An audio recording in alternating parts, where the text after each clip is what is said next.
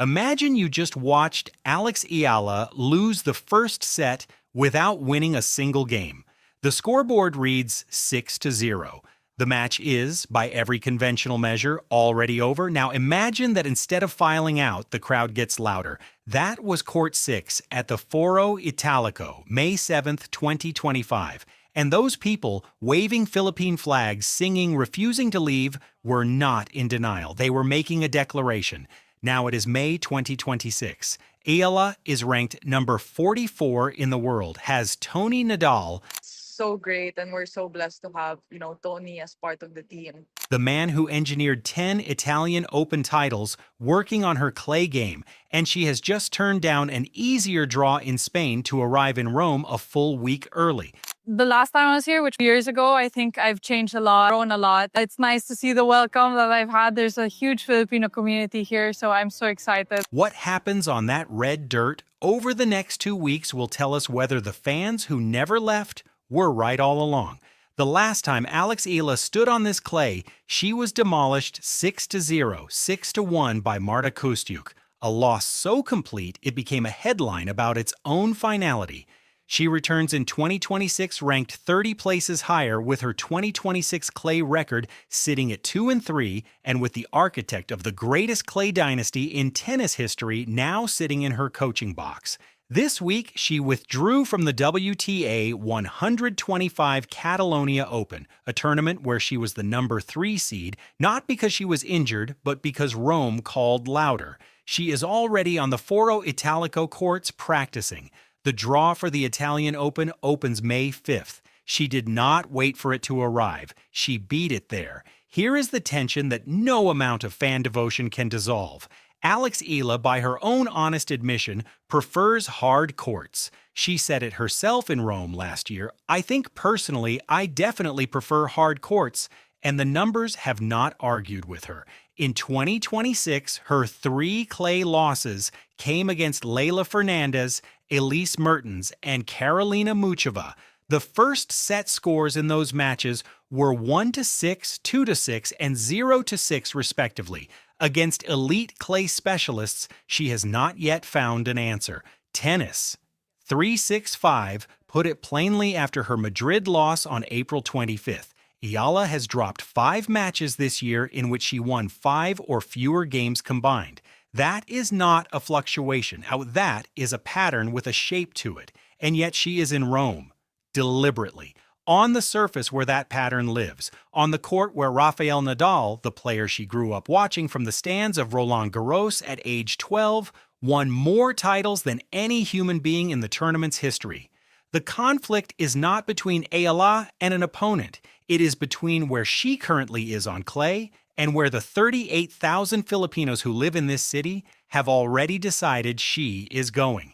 The story of what is different in 2026 begins with a single coaching development that has received almost no coverage proportional to its significance.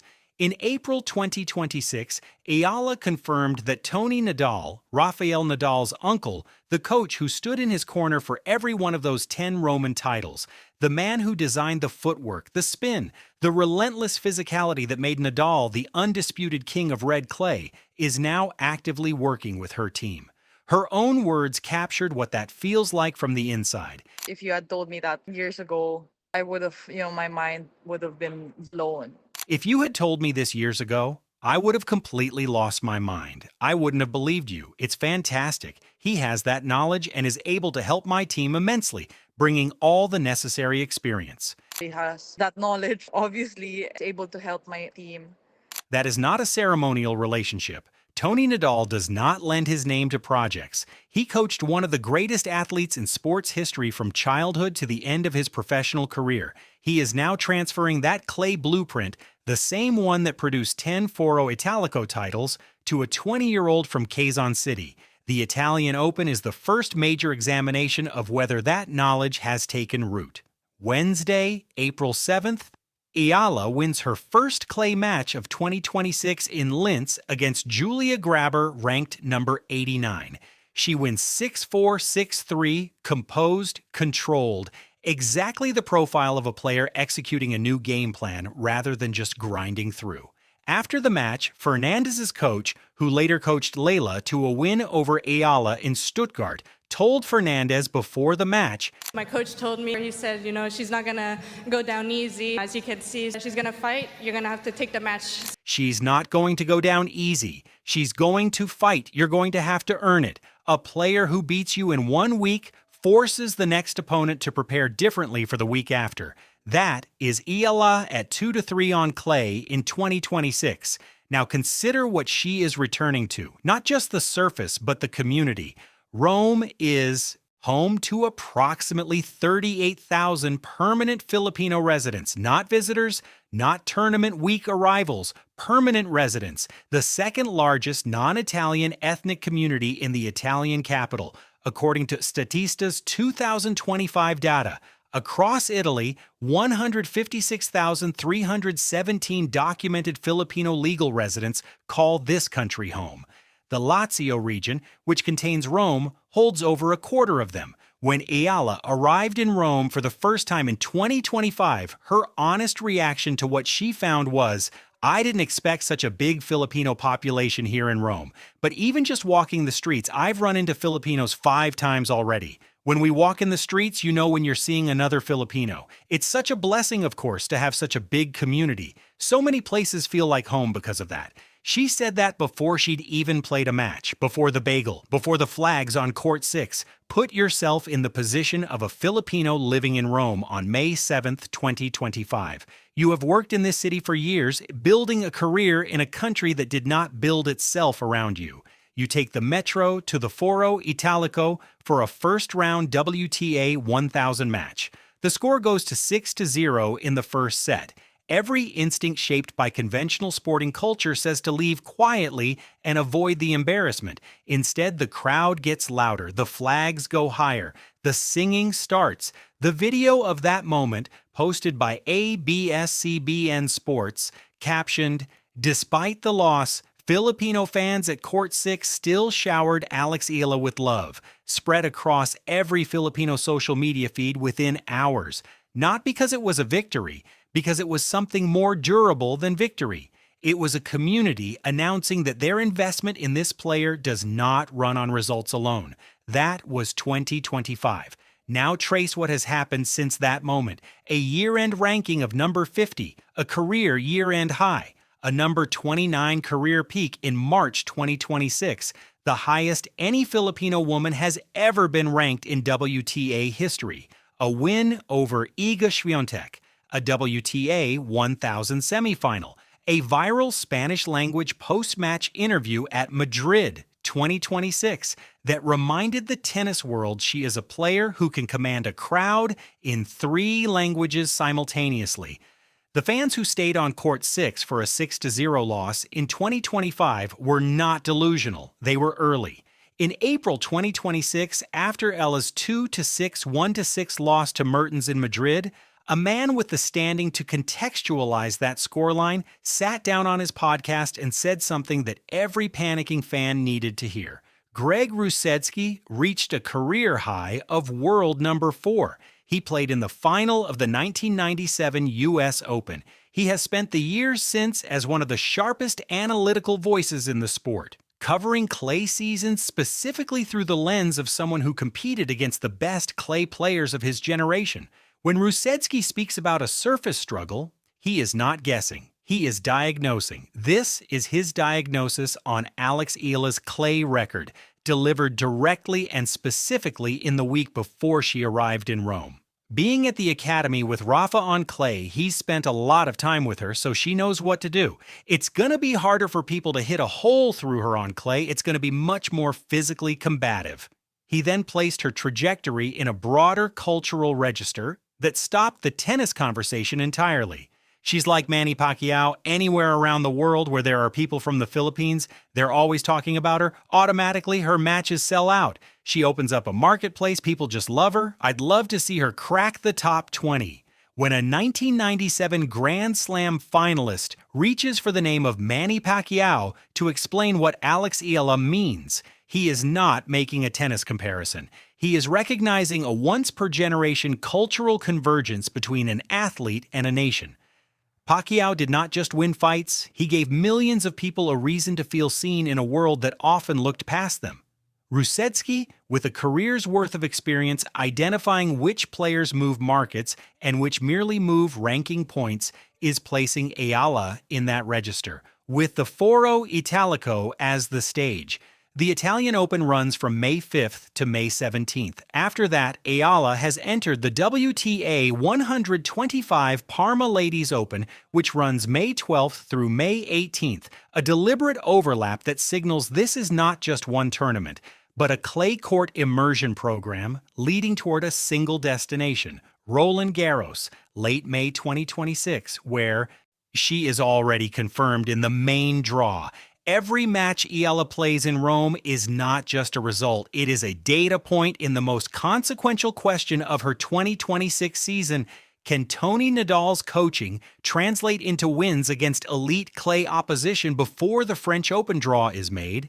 The Italian Open is a 96-player WTA 1000 field that includes Aryna Sabalenka, Coco Gauff, Iga Swiatek, and Elena Rybakina. The draw will not be forgiving, but a run to the quarterfinal, like 3 wins against that caliber of field, would push Eala back toward the top 35 and reapproach her number 29 career high with clay surface credibility attached to it.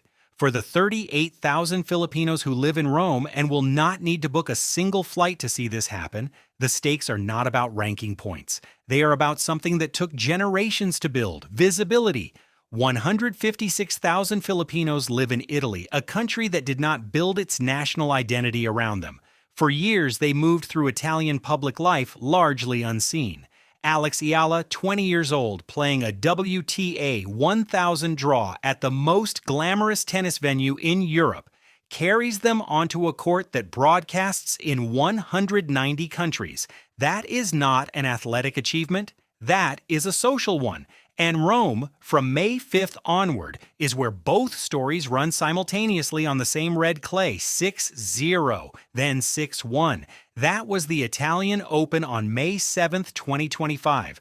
Marta Kostyuk did not just beat Eala, she walked through her. First set in under 30 minutes. Second set barely more contested. Eala won a total of 1 game on the court where her idol had built a cathedral. She did not disappear from Rome quietly. She went to the net, acknowledged the crowd, and then, in doubles with Coco Gauff as her partner, came back out and fought her way to the quarterfinals before losing to the defending champions. She chose to stay in the building after a personal demolition and compete again. That is not a footnote. That is character expressed through action rather than claimed through words. When Eala won her first clay match of 2026 in Linz, Austria, a 6-4, 6-3 win over Julia Graber on April 7th, she stepped to the microphone and switched mid-sentence into Tagalog to address the Filipino fans in the crowd directly. In Austria, an audience that could not have numbered more than a few dozen Filipinos, she found them anyway,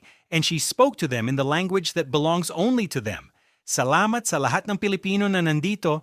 Thank you to all the Filipinos who are here. She has never once framed her clay struggles as an obstacle. Her framing has always been time and work.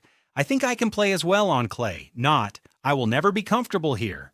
The vision board she posted at the start of 2026 included the clay swing specifically.